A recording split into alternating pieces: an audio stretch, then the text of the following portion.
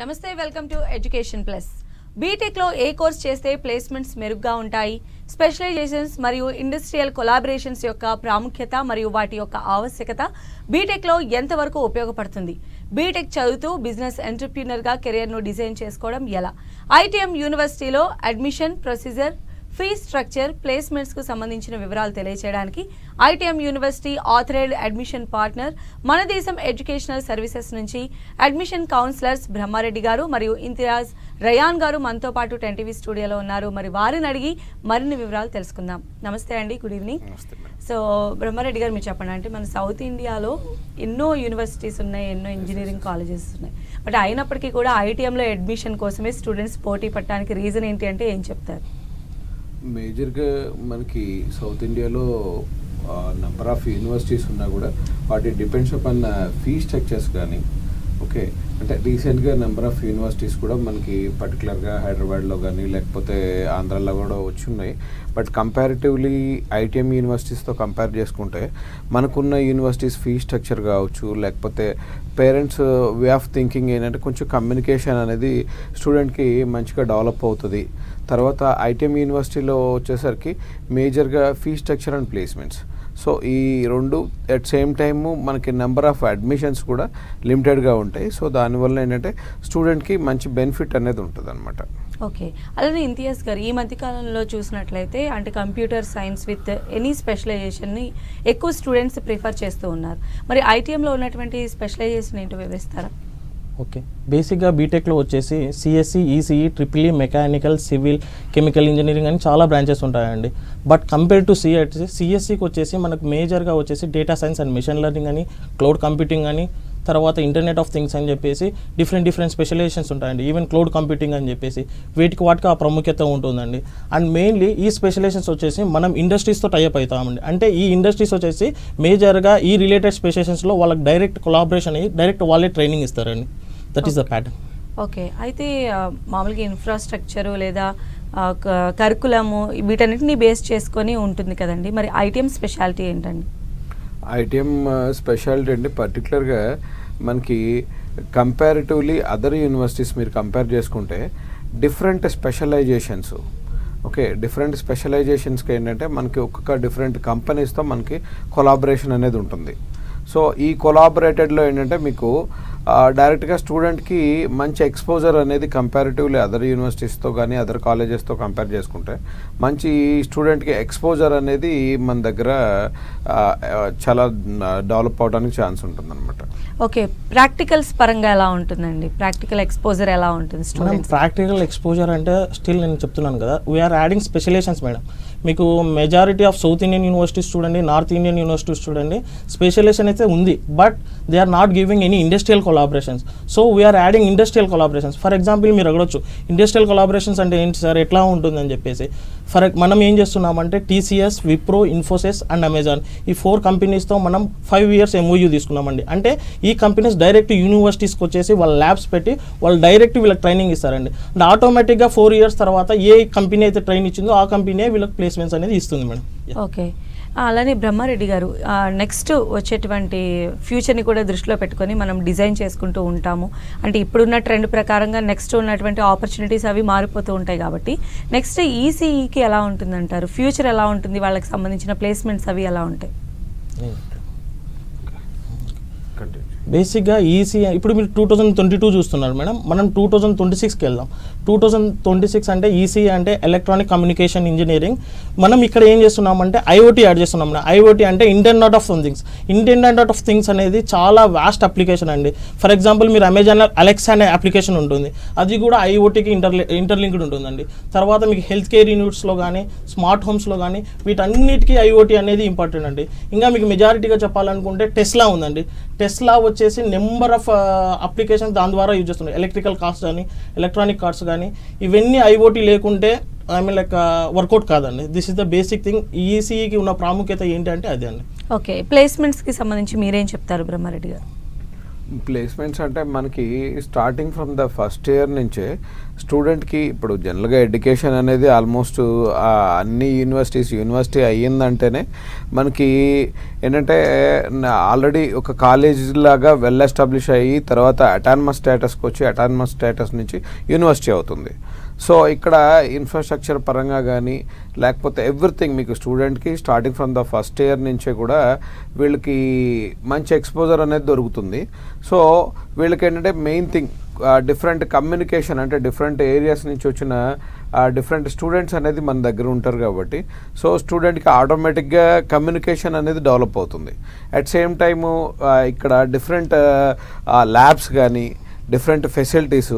So స్టూడెంట్కి ఏంటంటే at the end of the day అంటే ఎవరైతే రియల్గా ఇప్పుడు ప్లేస్మెంట్స్ అనేది సమ్ ఆఫ్ ద ఏదో ఒక కంపెనీ ఇస్తుంది మనకి. సో ఐటీఎంలో చదివాము లేకపోతే సమ్ XYZ యూనివర్సిటీలో చదివాము అనేసి మనకి 100% ప్లేస్మెంట్ ఇవ్వాలని ఏమి ఉండదు. ప్లేస్మెంట్ ఇన్ ద సెన్స్ ఒక జాబ్ ఇస్తారు. జాబ్ ఎవరు ఇస్తారు? సో కంపెనీస్ ఇస్తాయి. కంపెనీస్ ఇచ్చినప్పుడు ఏంటంటే వాడికి రిలేటెడ్గా మన స్టూడెంట్ మనము ప్రిపేర్ అయి ఉండాలి. అప్పటికి అందరు ఏమంటారంటే మీ దగ్గర ప్లేస్మెంట్స్ గ్యారంటీ ఉంటాయా? ఓకే, ఎనీవేర్ ఇప్పుడు యూనివర్సిటీస్ అంటేనే వెల్ ఎస్టాబ్లిష్ అనమాట. కాకపోతే ఇక్కడ ఏంటంటే పర్టికులర్గా ఐటీఎం యూనివర్సిటీలో మీకు లాస్ట్ ఫ్యూ ఇయర్స్ నుంచి కూడా మినిమమ్ ఆఫ్ 90% అనేది గ్యారంటీగా మనం ప్లేస్మెంట్ అనేది ఇస్తున్నాం. So different companies already sir చెప్పిన విధంగా డిఫరెంట్ కంపెనీస్తో మనకి ఎంఓఈస్ ఉన్నాయి. సో ఈ ఎంఓఈస్ ఏంటంటే వీడికి స్టార్టింగ్ నుంచే సో వాడు ఏంటంటే రెడీ చేసుకోవాలన్నమాట. అంటే స్టూడెంట్ కూడా దానికి మెంటల్గా వాడు ప్రిపేర్ అవుతూ ఎడ్యుకేషన్తో పాటు 100% మనకి నాలెడ్జ్ ఎంత ఇంపార్టెంటో జాబ్ కూడా అంతే ఇంపార్టెంట్. సో వీడు ఫస్ట్ ఇయర్ నుంచి కొంచెం దాని మీద కాన్సన్ట్రేషన్ చేస్తూ మెయిన్ ఏంటంటే మనకి డిఫరెంట్ ఎంఎన్సీస్ ఉన్నాయి. సో ఎంఎన్సీస్ అంటే మనం ఎక్కడ వర్క్ చేస్తామో లేకపోతే ఎవరితో వర్క్ చేస్తామో తెలియదు కదా. సో మనకి కమ్యూనికేషన్ అనేది మంచి స్టూడెంట్ కొంచెం కమ్యూనికేట్ అవుతూ డిఫరెంట్ కంపెనీస్ అనేది రెగ్యులర్గా వాళ్ళు కూడా ఇంటర్న్షిప్స్ ఇస్తారు, డిఫరెంట్ సెమినార్స్ కండక్ట్ చేస్తాము. ఇలాగా డిఫరెంట్ యాక్టివిటీస్ చేయించడం వల్ల at the end of the day student కూడా ఆటోమేటిక్గా వాడికి జాబ్కి అనేది రెడీ అయిపోతాడు అనమాట.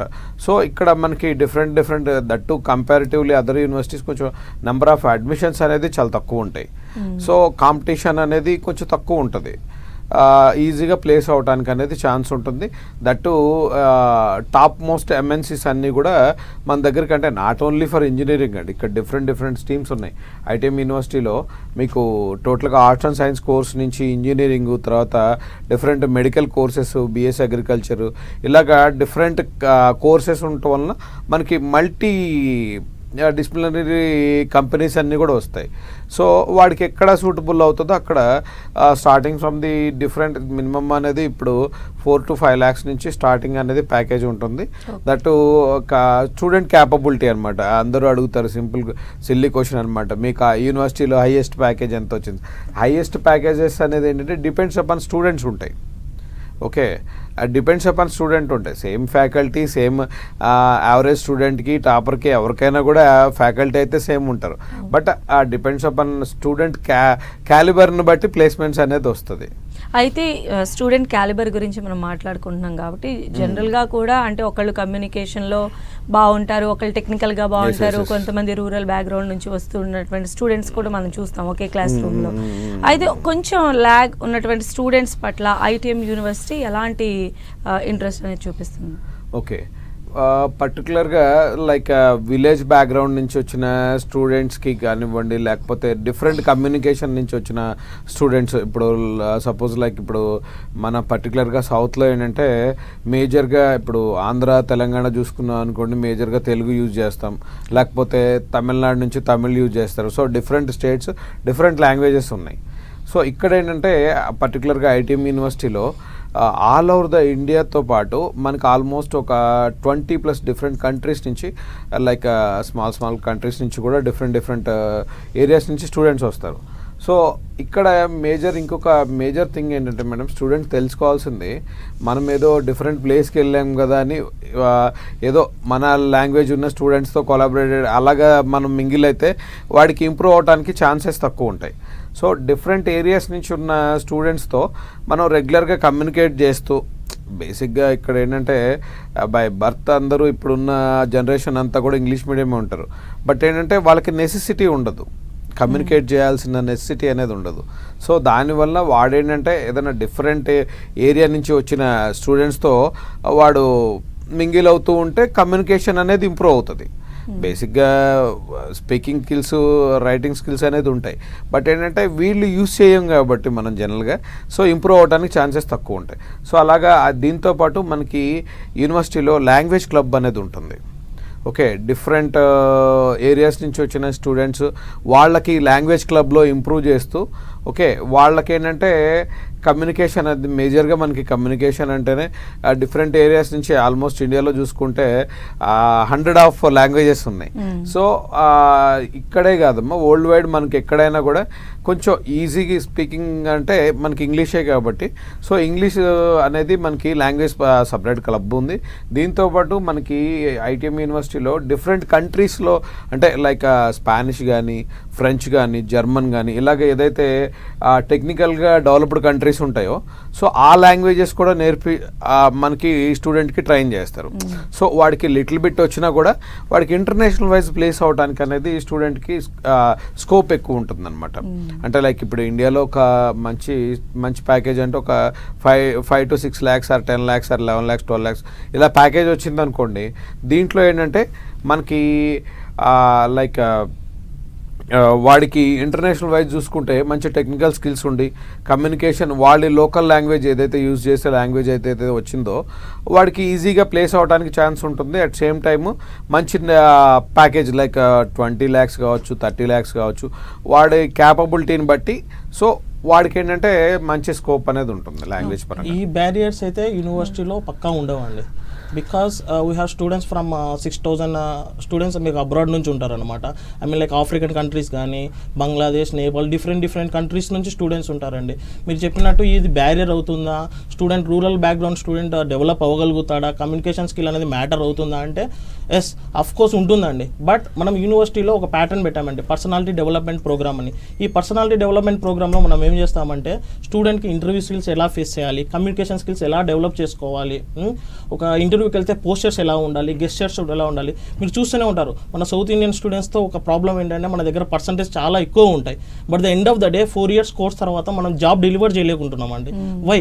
Because the main reason is that మనకు సబ్జెక్ట్ వచ్చు బట్ మన కమ్యూనికేషన్ భయం అనమాట. ఏం చెప్తారో, ఏం అడుగుతారో, మన దగ్గర సబ్జెక్ట్ ఉంది కానీ మనం దాన్ని ఎలా ఆన్సర్ చేస్తాము, వీటివన్నిటి క్వశ్చన్స్ మైండ్లో స్టూడెంట్స్కి చాలా వరకు ఉన్న సందేహాలండి. సో మనం ఏం చేస్తామంటే పీడీపీ పర్సనాలిటీ డెవలప్మెంట్ ప్రోగ్రామ్ అనేది ఒకటి పెట్టామండి. ఈ పర్సనాలిటీ డెవలప్మెంట్ ప్రోగ్రామ్లో స్టూడెంట్ని ఇలా డెవలప్ చేస్తామండి.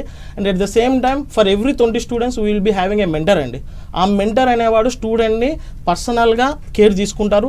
అట్ ద ఎండ్ ఇంకొకటి ఏంటంటే మనకు స్టూడెంట్కి యూనివర్సిటీలో చాలామంది ప్రొఫెసర్స్ వస్తారండి, గెస్ట్ ఫ్యాకల్టీ లెక్చర్స్ వస్తారన్నమాట, మోటివేషనల్ స్పీకర్స్ వస్తారు. ఆ మోటివేషనల్ స్పీకర్స్ స్టూడెంట్స్ని బాగా మోటివేట్ చేస్తాడండి. అంటే మీకు ఫర్ ఎగ్జాంపుల్ ఇంజనీరింగ్ తీసుకున్నారు, ఇంజనీరింగ్కి వెళ్ళాలని ప్రాబ్లం లేదండి. ఇప్పుడు చాలామంది ఉంటారు, ఇంజనీర్స్ ఉంటారు, ఐఏఎస్కి వెళ్తారు, ఇంజనీర్స్ ఉంటారు, ఐపీఎస్కి వెళ్తారు. సో అట్లాంటి వాళ్ళకు వాళ్ళ కెరియర్ పరంగా ఎలా మోటివేట్ చేయాలి, ఎలా ప్లాన్ చేసుకోవాలి అనేది మనకి యూనివర్సిటీలో బ్రీఫ్గా ఉంటుందండి. మన యూనివర్సిటీలో చాలామంది స్టూడెంట్స్ అట్లా ఐఏఎస్, ఐపీఎస్ సైడ్ ఉన్న వాళ్ళు ఉన్నారు, ఈవెన్ రీసెర్చ్లో ఉన్నారు, ఈవెన్ అదర్ కంట్రీస్లో కూడా వెల్ సెటిల్గా ఉన్నారండి.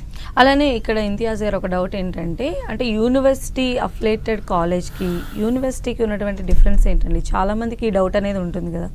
బేసికలీ అండి చాలా మందిలో ఉన్న స్టూడెంట్స్లో ఉన్న సందేహం అండి, ఇండియాలో MHRD ministry for human resource development కింద 4 ఉంటాయండి. 4 types ఆఫ్ యూనివర్సిటీస్ ఉంటాయి. State university, central university, deemed university, private university అండి. State university, central university comes under government అండి. ప్రైవేట్ డీమ్డ్ అనేది డీమ్డ్ యూనివర్సిటీస్ అండి. ఇప్పుడు మన హైదరాబాద్లో కానీ మీకు తెలంగాణ, ఏపీలో అన్ని కాలేజెస్ అన్ని ప్రైవేట్ కాలేజెస్ అండి. అంటే ఇవన్నీ మీకు గవర్నమెంట్ కింద ఫంక్షన్ చేస్తాయి.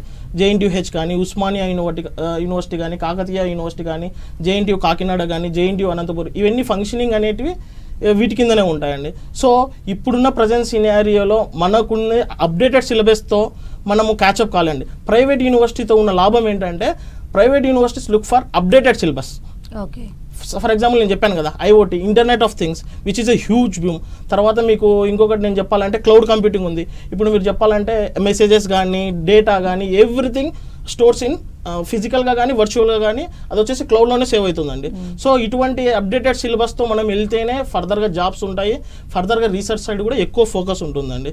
సో మనము యూనివర్సిటీ అఫిలియేటెడ్ కాలేజ్లో చదివితే అంత అవుట్డేటెడ్ సిలబస్ ఉండదు, అప్డేటెడ్ సిలబస్ ఉండదు, అంత అవుట్డేటెడ్ సిలబసే ఉంటుంది. So that will be the major concern అండి. మీరు చూడండి ఇండియాలోనే కాదు, ఫస్ట్ బేసిక్గా ఏపీ తెలంగాణలో ల్యాక్స్ ఆఫ్ గ్రాడ్యుయేట్స్ బయట ఉంటారండి.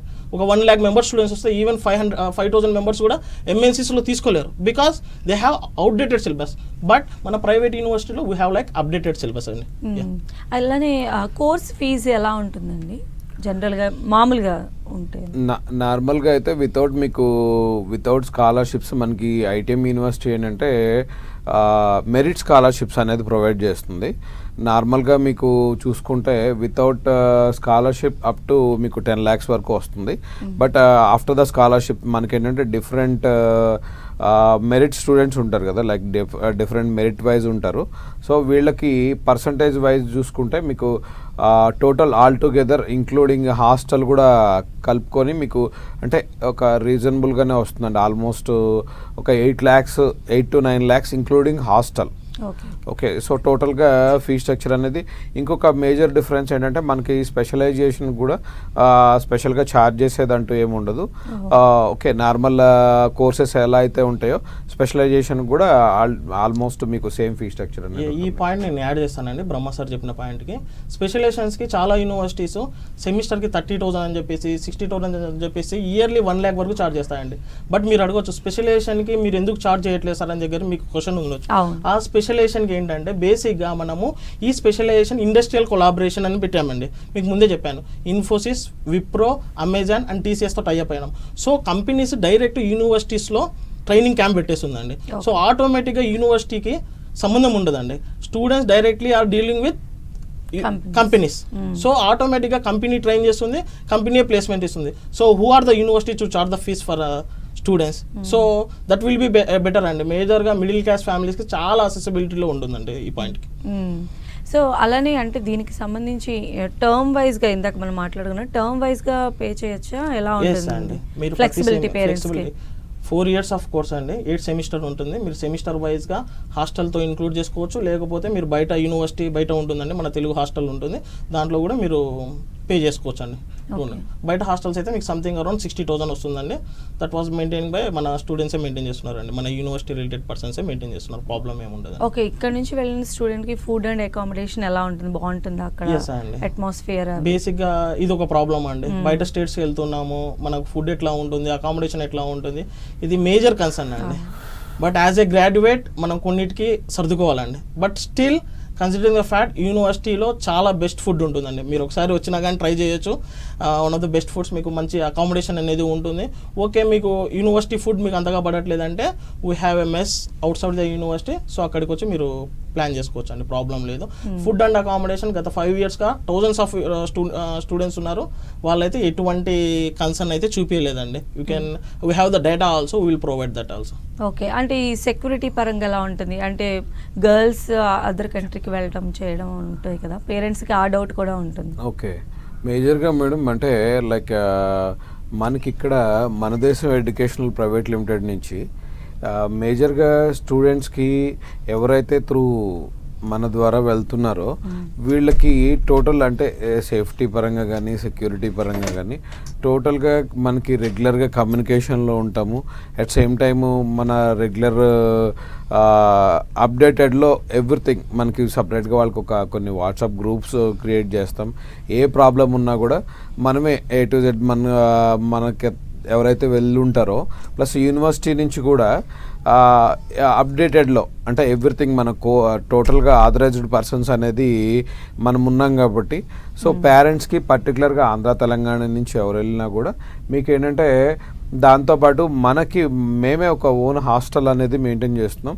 సో స్టూడెంట్కి ఎప్పుడైనా కూడా ఏ నెసెసిటీ ఉన్నా కూడా మ్యాక్సిమం యూనివర్సిటీ అంటే వాళ్ళ స్టూడెంట్స్ వాళ్ళ కొలీగ్స్, ఎందుకంటే వీళ్ళు ఒక ప్రొఫెషనల్ కోర్స్కి వచ్చిన తర్వాత చాలామంది పేరెంట్స్ ఏమనుకుంటారంటే అమ్మో అంత దూరమా అంటే ఇప్పుడు లైక్ ఒక్కటండి, ఇప్పుడు MBBS కానివ్వండి లేకపోతే డిఫరెంట్ కోర్సెస్కి మనము డిఫరెంట్ కంట్రీస్కే వెళ్తున్నాం. ఇప్పుడు కమ్యూనికేషన్ అనేది చాలా ఈజీగా ఉంది యాక్చువల్గా కంపారిటివ్లీ లాస్ట్ 10-15 ఇయర్స్తో కంపేర్ చేసుకుంటే ఇప్పుడు కమ్యూనికేషన్ అనేది చాలా ఈజీగా ఉంది. ఇప్పుడు ఎవ్రీథింగ్ మనకి మొబైల్లోనే మొత్తం అంతా కూడా ఈవెన్ దో పేమెంట్స్కి కూడా ఎవరు క్యాష్ యూజ్ చేయలేని పరిస్థితి అనమాట. సో టెక్నాలజీ డెవలప్ అయిన తర్వాత ఇప్పుడు లాంగ్ ఇదంతా కూడా భయపడాల్సినంత అవసరం అయితే ఏం లేదు. యూనివర్సిటీలో మనకి డిఫరెంట్ స్టూడెంట్స్ ఉంటారు. వీళ్ళు ప్రొఫెషనల్ కోర్స్కి వచ్చిన తర్వాత మనం కూడా స్టూడెంట్కి కొంత కౌన్సిలింగ్ ఇవ్వాలి, అట్ సేమ్ టైం కొంత ఫ్రీడమ్ అనేది ఇవ్వాలి. ఇంకా చాలామంది పేరెంట్స్ ఏంటంటే లైక్ కిడ్స్ లాగే ఇంకా చిన్న పిల్లల్లాగా చూస్తారు. ఇప్పుడు అదే చిన్నపిల్లాడు రేపు 4 years అయిపోయిన తర్వాత మా వాడికి మాత్రం 10 lakhs రావాలి, 15 lakhs 20 lakhs శాలరీ రావాలంటారు. సో ఏంటంటే వాళ్ళకి కొంత కౌన్సిలింగ్ ఇస్తూ సో ఆడపిల్లలకు కూడా సేఫ్టీ చాలామంది ఉంటుందమ్మా. ఆల్మోస్ట్ ఆడపిల్లలైనా కూడా మన యూనివర్సిటీలో more than 500 students only girls స్టూడెంట్సే ఉన్నారు.